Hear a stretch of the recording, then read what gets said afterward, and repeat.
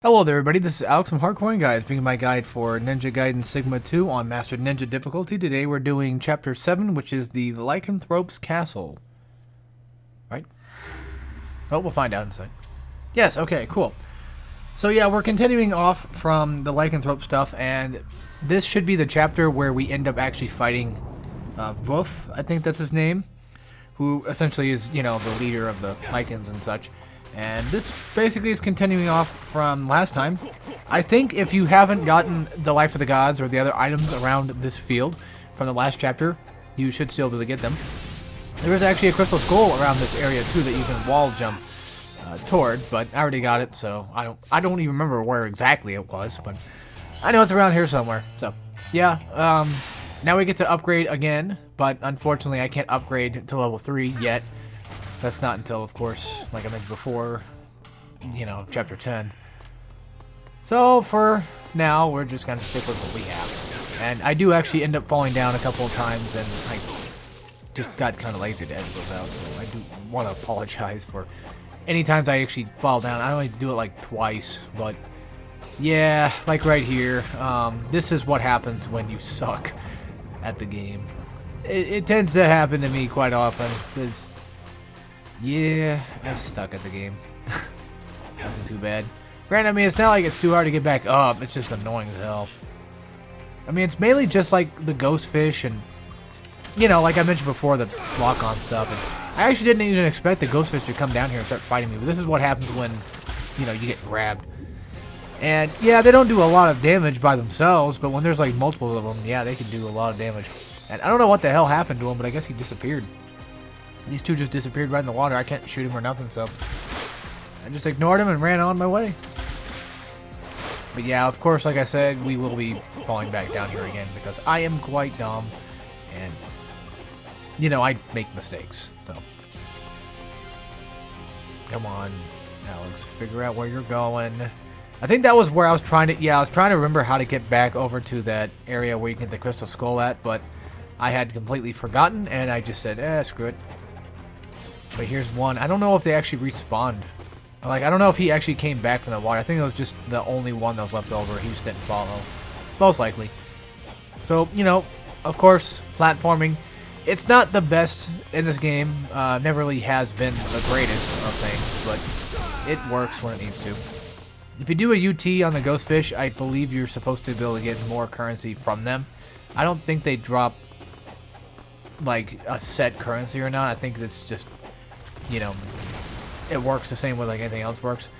So here's where I kind of also fudged up a little bit too. Be careful about Azuna dropping these guys because you could fall off and have to make your way back. It's not a big deal, but I do want to let you know that these guys will follow and they can swim. So that's something to be very careful of. And like a complete moron, I mean, yeah, you can Azuna drop if you want, but like, just be careful. I should say that. Because there was at one point, and I don't even think it... Oh, I guess it must not have been here, but... Oh, maybe I restarted. That's probably what it was. I could have sworn that I actually remember doing a Azuna drop like right near the edge and fell right down. I don't know why these guys have like a weird tracking thing to them there for some reason. Like, are they not allowed to fly through the air, I guess? So, I don't know. It's weird. This little platform here is a little weird as well. Speaking of weirdness. It's kind of an odd one for that. I don't know why they gave you just a small amount of essence for something that could be a little bit more, because you kind of have to go a small bit out of your way, considering the fact that the platforming in this game isn't like I said, it's not the greatest, but it does its job when it needs to, and we don't do platforming in this game nearly as much as we did the first game, so there's that. Alright, yep. So that should be all the ghost fish around this area, because they don't, unlike, you know, unlike the game's predecessor, they don't actually respawn normally. I've never found a spot where they just, you know, respawn very much. And the funny thing is about that is the fact that they don't respawn, there's pretty much just no need to ever use the Firebirds. At least I've never found a good need for it, personally. Sorry, I'm just kind of waiting for this to get to the parts where things start actually going. Because right now, this beginning chapter, I probably should have edited all this crap out, but I left it in because, you know, why not? Yeah, it's just this chapter doesn't really get going until like around this part. So now that we're finally out of that damn water place, we can finally move on and deal with what is actually a boss in the very first part of this level for some reason. So these little skeleton scorpion guys, UT and Miss Fang, work wonders against them. They do have a weird thing with them, like especially the bugs in like later chapters where they kind of just don't die. Also, Jewel the Demon Seal, and make sure you upgrade the Piercing Void, because that's the Nympho we're going to be using for this next spot. Let's see, I already have level 3 by now. Again, I've been saying in the past few chapters, but at least have level 3. If you don't have level 3, that's fine, just upgrade to level 2. But just as long as you're having Piercing Void, and you upgrade that thing to at least level 2, you should be okay. So yeah, once you actually, fully enter this room is when you're going to be spawned with a bunch of these scorpion guys. Decent amount of money. Again, just like with the ghost fish, I don't think they... I don't know if they have like an actual set type of currency thing to them or not. I would assume that you probably get more just by doing the red UT, because that's typically what happens. But I could be wrong. Either way, just, in Miss Fang, double red UT. Don't worry about switching weapons, it's basically pointless. Like, Vigorian Flail just really isn't good enough for this either. I mean, it does work, it's just, for me personally, I feel like Miss Fang is just the clearer white. So yeah, that's it for the scorpions, and then we get to fight the giant skeleton, like, topsy-turvy boss guy. So this is a very weird boss fight because your damage is very limited to what you can do, and in all technicality, it doesn't matter what weapon you use because you do technically the same amount of damage. Like, even though Miss Fang is doing some more damage than your Dragon Sword, it's the fact that the Miss Fang is a little bit slower than your Dragon Sword, and it's heavier, so it hits a little harder, but it's a little slower, so there's that. This guy is incredibly weird to fight, so what I recommend doing is just going for a couple of UTs so he has some iframes, and whenever he gets knocked down on his ass, use Piercing Void, hit him right in the chest of the ribcage, and there you go. If you can, attack the tail, but do not try to stay underneath him for too long, because sometimes he'll do these attacks where he can grab you, and he can also kick you, and it's just a pain. So when he grabs his head like that, that's a good time to start using your UT. However, another thing too to keep in mind is if you get too far away, he might potentially just, go for a kick. So the basic part of this fight is just waiting for him to kind of get wobbly and then attacking him. And not only that, but getting some chip off him is fine and dandy. Like, you don't have to, but especially if you're scared of this fight, which I can totally understand. To me personally, avoiding him outright just seems kind of like a dumb option because you're not really doing anything. So, staying where he's, staying close to him and under his legs, kind of like the giant poker guy, isn't really, the worst decision. Just be very careful of his attacks if you're going to do that. So, yeah, you saw right there, I did a lot of damage. I think you have to aim maybe a little bit more upward towards head. I'm not sure, but the first Piercing Void didn't do enough damage, but the second one sure as hell did, and that's the idea. That's just, well, that's level 3. Level 2 should be potentially just enough. And the problem with doing it without having him be knocked down is you do less damage, of course, and that's, fortunate. Also, do keep in mind that this is not the only boss on this entire chapter, so you will have to fight another boss, so be careful with using items. But another kind of tip is, with the UT thing, just make sure that you're staying at least a medium distance back, and I'll be talking about that, especially when we get to Elizabeth and fight her. So that way you can kind of trick him into doing spin attacks or just attacks that just, where you're far enough back from so you can charge a red UT. Just go for that Miss Fang red UT. That's what I recommend the most. And whenever you get a chance, get some swipes in, get some damage off, and then after that, go from there. So you'll see where I was talking about with the Miss Fang just being, in all technicality, the better weapon for these guys, because I'm doing a red UT. I'm doing a red, UT for a Dragon Sword, and look at that. 2 of them died, but this one didn't. Why? I don't know. It's the same thing with the dogs. So, you do a red UT on the dogs, and then you hit them once after the red UT's over with, and they die. It's so then why didn't they die when I was doing the UT? It makes no sense. And that just seems to be a weird problem in this game. I don't know if that's just a thing or maybe I'm doing something wrong. I don't know for sure. It's just weird. And I only got like 1, maybe 2 kills out of this. And like I guarantee that a blue Emma thing, UT, would probably be enough to even just kill 1, so. Or at least kill them because I already, you know, did the damage. But, yep. Alright, ghost fish in this chest. Only like 1 of them it seems. So it probably would have spawned like 1 essence anyway, regardless. But after you clear these guys out, you can save your game. And then we can head on to the next part. Also be careful about falling down because you'll die. So if you haven't saved your game, which I recommend you do, I don't know why you wouldn't save it unless you're doing a no save run. But, you know, I recommend saving the game, and then after you do, you know, be careful about falling, but it's not a big deal because you don't go that far back anyway. I don't know what it is with, like, doing commentary, but, like, for some reason my ears keep, getting fudged up when I'm talking for so long. I don't know what it was. It might have been from, like, last night where I just kept going and going and going and just talking for essentially what was, like, an hour or two, just non-stop, you know. I had a lot of fun doing commentary for, like, the first few chapters. It's not that I'm not having fun now. It's just more so, like, it's not as engaging. It's not as crazy. Like, I'm only really ever having fun with these commentaries when something is actually, well, engaging, so. For right now, there's really just nothing special going on. I also learned recently that holding block and also hitting the R2 button, or basically the shoot button for bow, when you're on a ladder will actually knock off the ladders. That's pretty cool. So there we go, Falcon's Talons, level 2, just because, I don't know.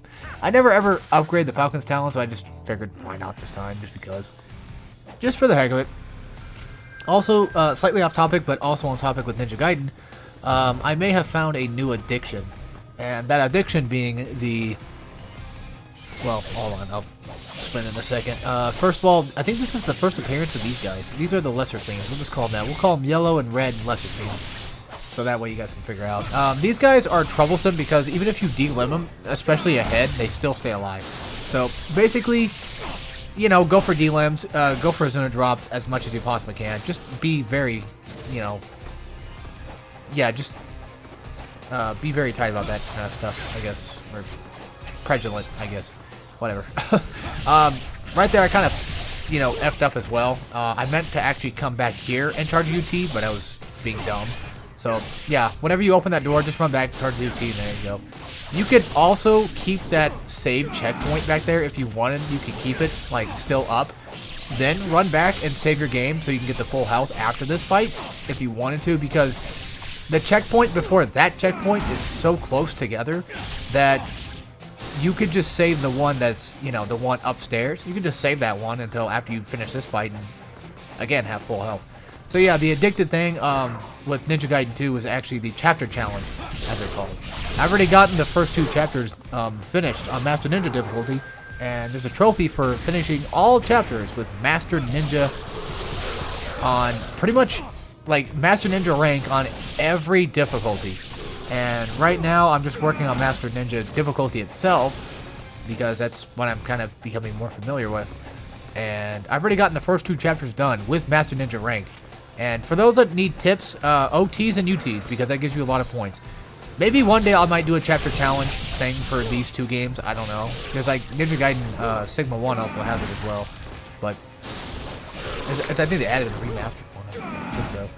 Well, at least they have trophies for it now, so there's that. I may do it, I don't know. It's just one of those things of like, oh, you know, it'd be neat if I did, but who knows if I will.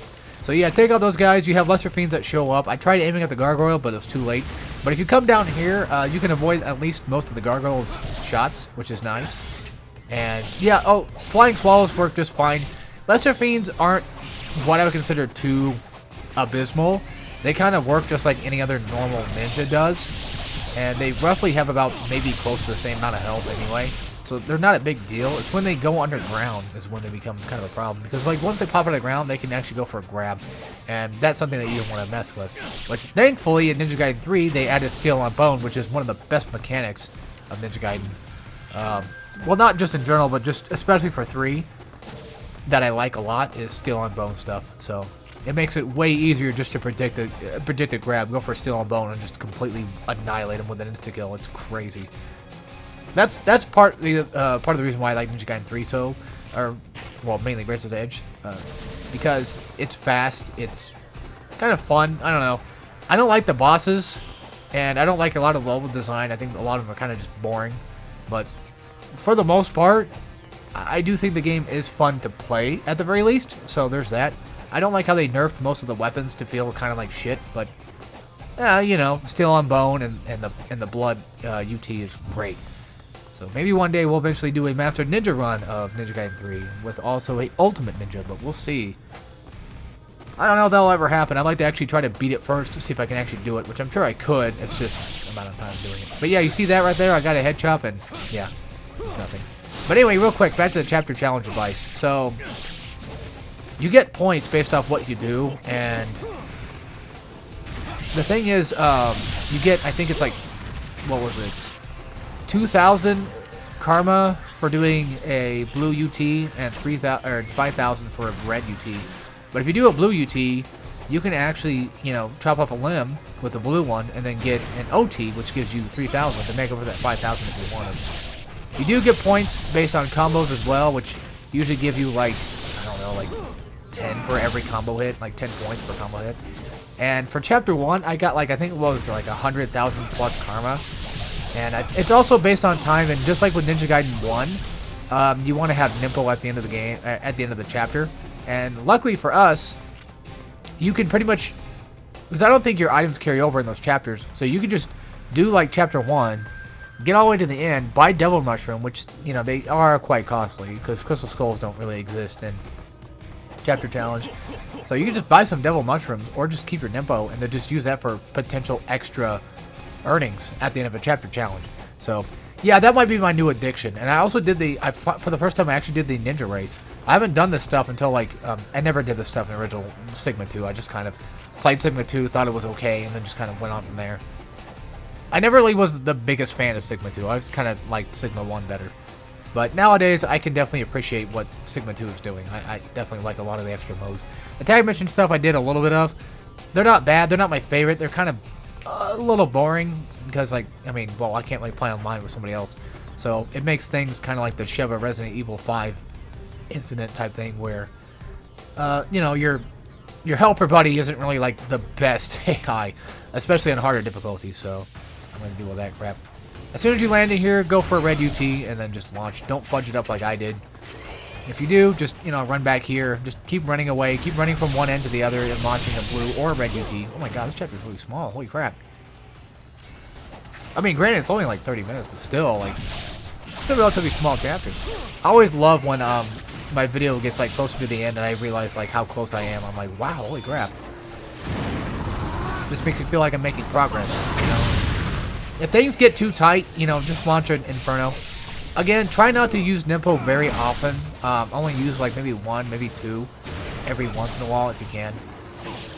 But like, you know, I only really do it because, well, why not? I need those free kills, and typically when I do it, I'm trying to get Essence to drop. Not just blue Essence in general, but just Essence regardless, so that way I get a free and easy UT charge. So I can at least, you know, spend the currency to get a nice kill to get more currency out of it, because I think that's how it works. At least that's how I've always done it in Ninja Gaiden 1, though. But I mean, with the first game, and of course, when I mean Ninja Gaiden 1, I don't mean like the NES one, for those that are wondering. When it comes to the first game, at least when you get those strong UT charges, or UT kills, you know, like the red ones, or just in general, they drop very big, you know, essence balls. That way you know for a fact that you got it. So this guy right here, it looked like I actually blocked his jumping grab. I don't know if that's even possible, but I did something. I blocked something. I don't even know exactly what. So if those that are curious, maybe you could potentially block it. I wouldn't try blocking his attack when they're charging up to you and they go to hit you. I wouldn't try blocking that. I'd recommend just, you know, blocking a jumping attack. But I wouldn't do that on the winged fiends, though. The yellow winged fiends, because they suck and they will grab you and they will kill you. And you don't want that to happen. Life of the Gods, awesome. Over here, it should be a save point right there. I don't know what the hell I'm doing. Eventually I did die, and I Yeah, again, I don't know what I'm doing. I'm just trying to jump. I'm too crazy. Come over here, kill this Lycan. It's just one. It's not that big a deal. Red UT, simple. He's dead. Chopped off like three of his limbs. I don't even know if you can chop off his legs. Stand behind this table so you can avoid some of those shots. Let them come up to you. If you want to run in the room, you can. Running up on the table also can work too to kind of avoid some of their attacks. And you can they actually can come up on the table, by the way, just letting you know. But if you want to go, you can jump on the table and charge a UT that way, and you can actually go from the table to the ground. It's nice. It's just one of those things that I just like looking for, and I found out. But yeah, I know I'm just kind of dumb, but whenever I get to this room, I always think of Luigi's Mansion, the first one, because of the kitchen area. Or the tea room. The tea room, that's what it was. Basically the place where you get the ice element. But yeah, once you come in here, Red UT, the red guy, or at least Azuna drop a couple of times. The red guys are essentially kind of like what the Black Spider Clan guys are, where they take like a couple of good Azuna drops to kill. However, unlike the, Black Spider Clan guys, they don't throw explosive kunais. They do mostly the same type of stuff, just they're probably a little bit more tankier. They don't seem to do anything too spectacular in terms of differences, so... Oh boy, now we got... Oh wait, we gotta fight these guys and the snake guys too at the same time. That's when I decided to say budget, Inferno Cop, and there we go. So I killed probably nobody, but at least I got some damage on him. Yeah, the thing is with these guys, even though you see like their head explode, that doesn't necessarily mean after Nazuna drop that they're completely dead. Oh, I guess I did kill them. Okay. So after they all get killed, next up is a couple of, more snakes. They're not that bad because, like, the fact of the matter is you can just get, like, stun lock on them. Just continuously hit them and they can't really do much about it. They don't seem to have, like, revenge status. So, at the very least, you can get away with that. But I always recommend going for Azuna drops for them just because make things easier. So, upon coming up here, you can't save it, unfortunately. But upon coming up here, you can go left. And there'll be an item back there. I think it was Life of the Gods. It might have been something else. It might have just been a regular item. But once you come up these stairs, these guys on the right are going to spawn. And you could jump down here and basically get away from the stairs and kind of like manipulate them to come down here so you can get a better advantage at hitting them with UT. Get that nice charge in. And yeah, I don't know either. I don't know. This game doesn't make any sense half the time. I launched a red UT and I guess I was just like a dick hair away from actually killing the guy. So, or just, from it even activating to begin with. I don't know. This game's weird. It's just what happens. And later on, after the Wolf fight, you do get a checkpoint, thank God. Yeah, he's one of the rare occurrences where you actually get a checkpoint after the boss, which is nice. But I will be showing you guys how brutal some of this game can be when it comes to stuff. And after you do the Wolf fight himself, you have to fight a bunch of his Lycans, like only like a few of them. You don't have to kill a few of them, I mean. It might even be timed, I'm not 100% sure. But, yeah. So yeah, funny enough, coming up these stairs reminds me of Ocarina. I have a lot of things that remind me of a lot of crap. It reminds me of Ocarina of Time. Like, I think it's like the last dungeon or so when you're... No, it's one of the last-ish dungeons where you're doing those statues that come alive. That area. I think it's like the Shadow Temple or whatever it was called. I don't remember. It's been a while since I played it. But there we go. You come down here, take those guys out, run back, save your game, run back up, and then we're going to jump up the chimney. And as soon as you land up the chimney... Yeah, this guy doesn't think it has anything. I think he has like a note. Yep, there you go. I don't think there's anything else that's in this room that's special. But yeah, as soon as you jump up this chimney, charge your UT, because these guys basically instantly spawn. Some of them might fall down. You can actually go back down there and fight them if you want. They can't get back up, so if you want to lead them down there, you can. All you have to do, like, I think, yeah, you have to fight all of them. You have to kill them to continue on. But if you wanted to separate these guys from, the pack, you could potentially just run down there, get a couple of them, fall down or whatever, and kill them later. But it doesn't really matter. Just as long as you as long as you UT in that chimney space, the fireplace, you should be okay. Come back down here, deal with him, and then after that, you save the game. Make sure you're blocking too, because he's gonna go for that. He's gonna go for an attack, at least a couple of them, maybe even a throw. So just be on your toes when you're falling down. So yeah, I run back, save game, jump back up the chimney, Nothing special. Now we can continue on finally.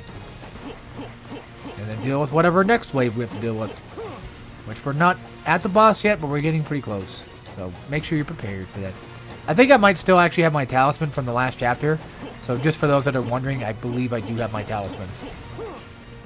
If you don't have a talisman, that's fine. I mean, it doesn't really matter. But having a talisman, at least on a boss fight, is always preferred. So that way you don't die. Yeah, I got knocked right the hell on my ass there. I got a little too cocky, and then eventually he just, you know, knocked me on my ass. But that's what happens when you're a fool like me. Anyway, you know, you run up here, you spawn the enemies, and then you run back a little bit, and you charge GTs and all that fun stuff. Deal with them how you do with Lycans, whatever you feel confident with. But yeah, look at that. Like, these are just normal attacks, and they're just doing, like, shit. That's why I do UT on this guy, because for me personally, I'm not getting enough damage on them to really do much. They're essentially kind of like a mix between the black spider and the white spider, where it's like white spider because like they don't have like that much health, but like black spider because like they're getting close to having somewhat tanky health, at least with normal attacks, but like UTs just destroy them. So they're a weird bunch. But that's just, you know, figuring out the enemy's variety anyway. It's just, you know, figuring out what the heck they do. Oh yeah, we're actually not that close to that. Well, we're getting there, but we're not that close to the boss. Because we still have to go, basically backtrack. We gotta go fight the next group of Lycans, and after that we gotta backtrack to getting to the bridge that we saw earlier that was actually knocked up, that we couldn't go to. Not knocked up in terms of like pregnant, I mean like knocked up in terms of, you know what I mean. So yeah, I don't know why it kept us in, but I run back and I saved the game. Because I did actually die. The reason why I was charging my UT up there for was because I actually thought that you would get a checkpoint here, but you didn't. So once you die, you go back to your save. It's unfortunate, but that's just how it is. Charge up an Endless Fang, or any UT of whatever you wish. It doesn't really matter. I whipped out Endless Fang because I thought it would matter, but it really doesn't. I mean, it's nice, but it gets like a kill, maybe like a couple. You only have to fight like, I think like one wave of these guys anyway. And it's just like, what, 5 normal Lycans with like the red one? Possibly. You know, it's funny, I said like earlier, they're kind of brownish, but they're not like that brownish. They're more like, I don't know, like gray with a little bit of hair. It's hard to, yeah. Maybe I'm going colorblind, I don't know. Alright, so now we're down here in the murky waters. Come up here and there'll be some essence or whatever will spawn. I think that might be the end of all the collectibles. There might have been a crystal skull there. I don't remember. It's been a while. I've gotten them not that long ago, but yeah, I don't remember. Coming down here, you fight lesser fiends. Mostly just yellow. I think there's like only a couple of them. Okay, no, there's more than a couple. There's like a few. There's not too many to deal with. Azuna drops, that kind of thing. You know how it goes. It's the same. Yeah, it's the same pattern over and over again. It's nothing special. That's also my favorite OT, by the way. I like that one a lot. I always get excited when it happens because it just looks cool. Especially when I'm doing the chapter challenge stuff, or even like the race. Well, not really the race, but like the chapter challenge stuff, because I think you're timed as well. And it's just nice getting those OTs and just having like a relatively quick OT to go through, even though I think most of them are about the same speed anyway, but you know, who cares, right? Alright, go ahead, whip out the Lunar Staff, and we're going to be heading on to the next fight. There are multiple ways of dealing with this asshole. You can do Dragon Sword and do this, but, okay, so I guess I de-equipped the Lunar Staff, so ignore what I did. If you do want to run Lunar Staff, I'll tell you this. Do what you did with Genshin, where you do, you know, square, triangle, but be patient with it, like, don't go crazy with it. Square, triangle, and then when you're in the air, you know, you do the attack, essentially. Also, never attack him when he's doing, like, his roar thing. Like, don't attack him with Nimpo because he's invincible with it. So, that combo right there, his first attack will actually knock you back, and you'll see it happen a couple of times. So, that one right there, that slam is nice to get, but he does sometimes do that spin attack after. The thing is, you want to try to bait him into doing a charge attack so you can get behind him and start hitting with whatever combos you want. And then those spins, yeah, you see, you basically get knocked on your ass. It doesn't do any damage, fortunately, But once you get knocked down, just keep blocking and dodging backwards. He does actually have like a grab. It's relatively telegraphed. And luckily for us, we can actually do the block barrage thing. So all those attacks are usually typically heavy enough to break your block. So make sure you're always tapping block and getting that pattern done just right so you can keep blocking this stuff. If you get stuck in it, of course. Triangle attacks are fine, but I recommend going for square attacks. So that way at least you have some leniency to get away. The triangle attacks aren't like, you know, they may be fast than most heavy attacks in most games, but they're still relatively slow-ish. You can still get caught up in it. But yeah, that grab right there, like, it's... Oh, that one. Oh, man, that one is brutal because you don't ever see it coming. Well, there you go. There's proof right there I still have my talisman on. But yeah, every once in a while, he kind of just fucks up my shit. Oh. I don't know what the hell happened there. Took my spit again, I guess. I'm talking so much. So yeah, every once in a while, he goes for that stupid untelegraphed attack. It's just ridiculous. So after you finish off him, you get to fight the Lycans, and this is what happens. Saw that? Yeah, that's what I was talking about. Yeah, with the grab, I left that in on purpose. Yeah, fuck that. So, Piercing Void, if you wanted to, you're going to be at the end of the chapter anyway, it doesn't really matter. You can do whatever. Also have Piercing Void for Book, it's pretty good on him. Because I think he's not really weak to fire, I don't know what it was. But essentially, these guys are actually weaker for some reason. We have level 1 Scythe, and they're just getting demolished. So, these guys are actually relatively weaker in terms of damage. You just do a couple swipes and they die. So, there you go. That's it. Just fight a couple of them and you're done. So, and you get a checkpoint if you die. But yeah, I'll see you guys next time. So, take care, everybody.